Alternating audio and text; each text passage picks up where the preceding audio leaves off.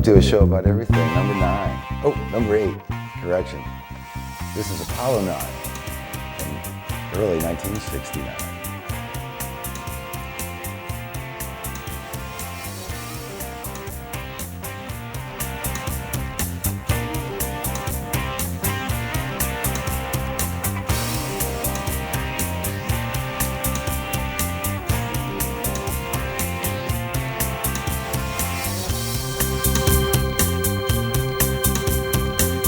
This one, Charlie Brown, the lunar module is Charlie Brown, and Gumdrop, the command module, in honor of Charles Schultz's contribution to early rocketry.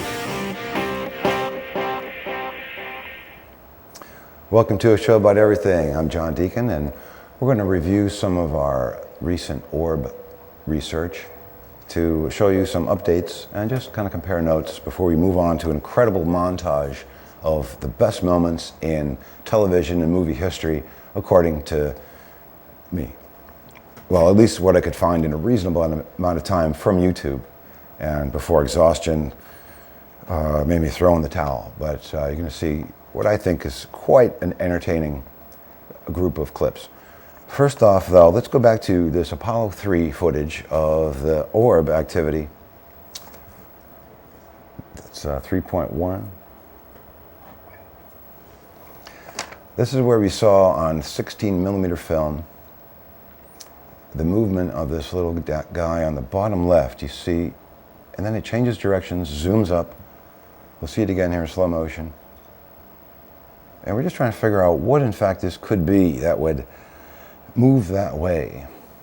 And this is from 1967. This is from an unmanned Apollo 3 mission. There we saw a piece of something shoot out from the side. And as you recall, it was very odd how it seems to come out of nowhere with this familiar dot trail, and it extends itself, seems to stretch itself.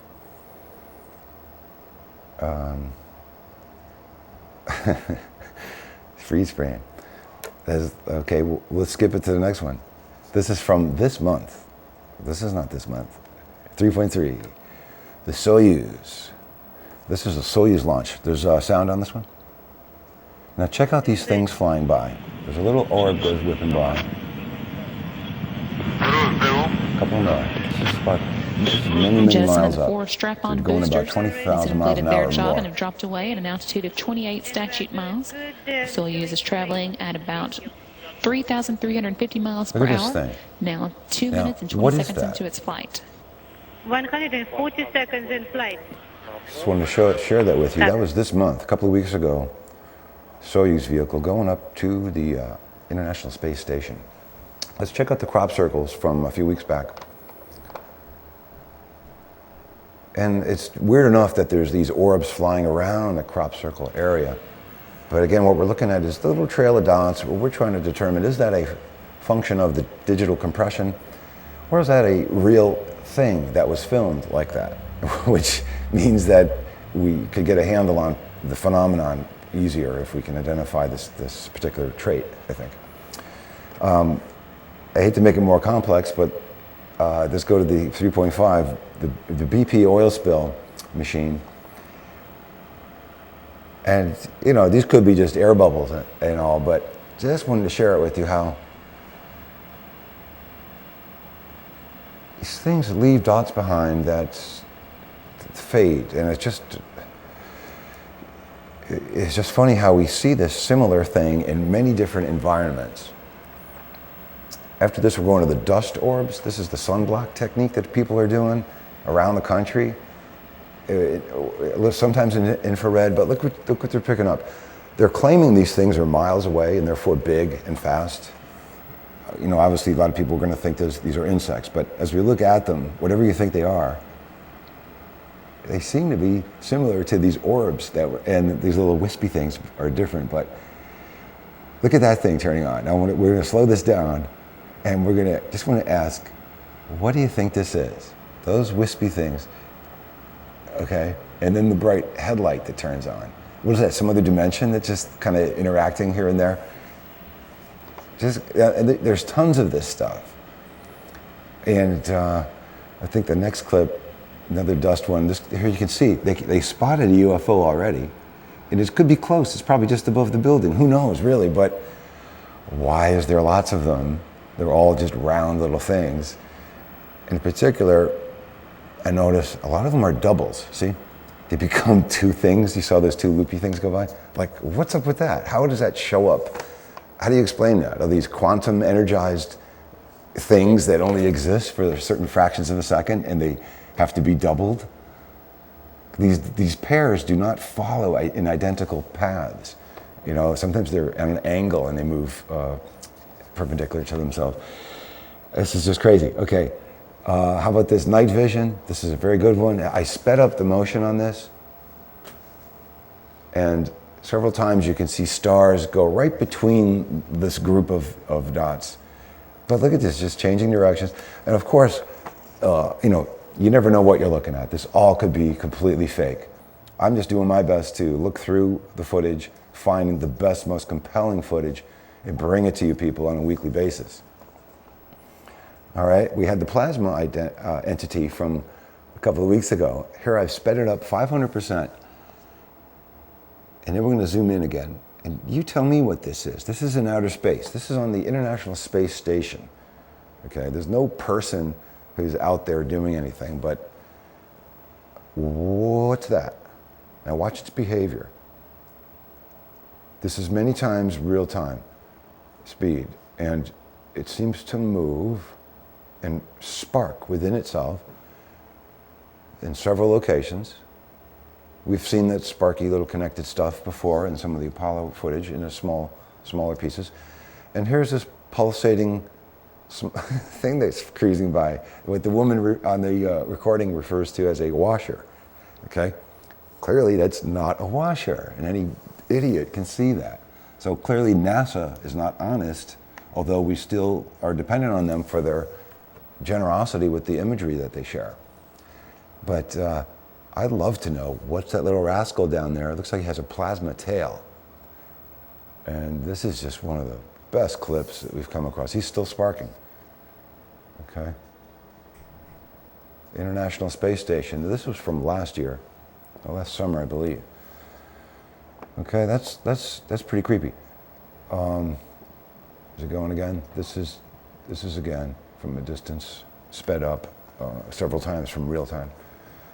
I just love this stuff.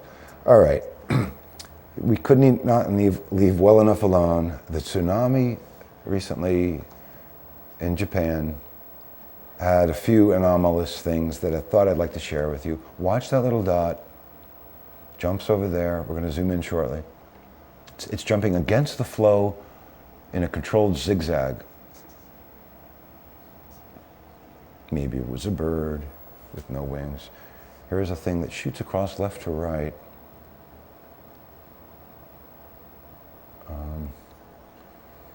There it goes. You know, you have people's eyes all around the world now watching stuff, so the YouTube is an incredible clearinghouse for a lot of this. And I'm just grabbing what people are putting up.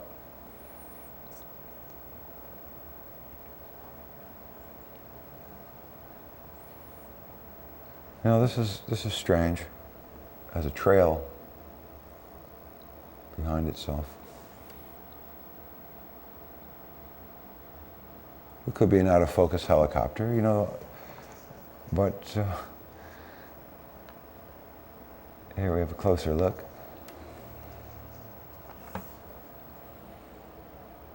See, it's leaving a streak. That means it's emitting some liquid or gas, or perhaps energy, if in the case it's not physical. Okay, clearly that's what we would call a UFO.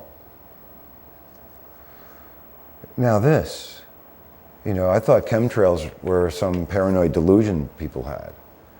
But, you know, we all know that there's incredible amounts of these smoke trails that are all over the place now, much more than ever before.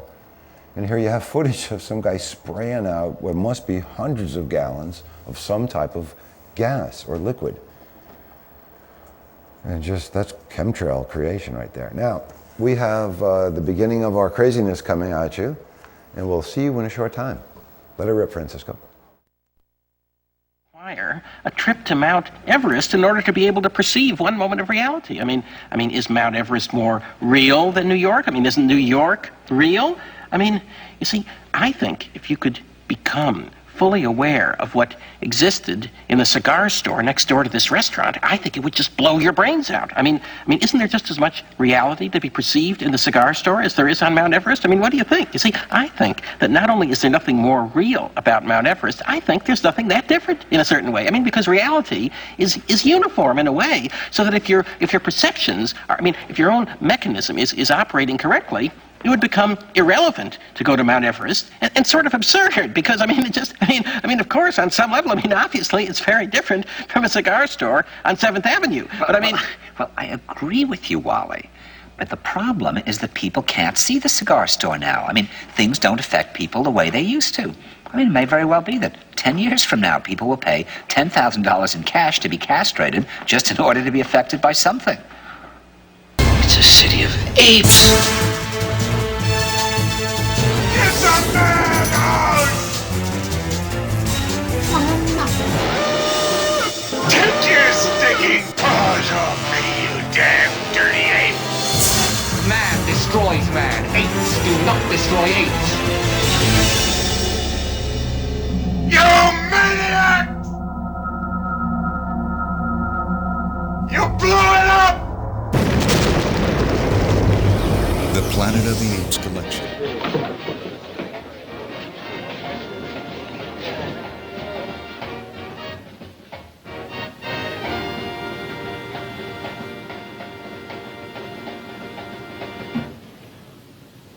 Hiya, sweetheart. Hey, what are you doing in this miserable gully, Johnny Malone? I love you, Johnny. I've been looking for you in every ditch from Fresno to here, hoping you was dead. Go get him, Chino!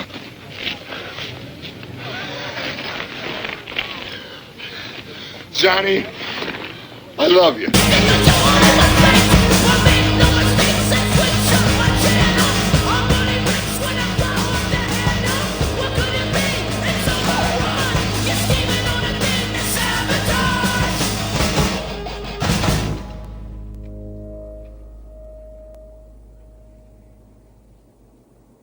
The mad bomber himself.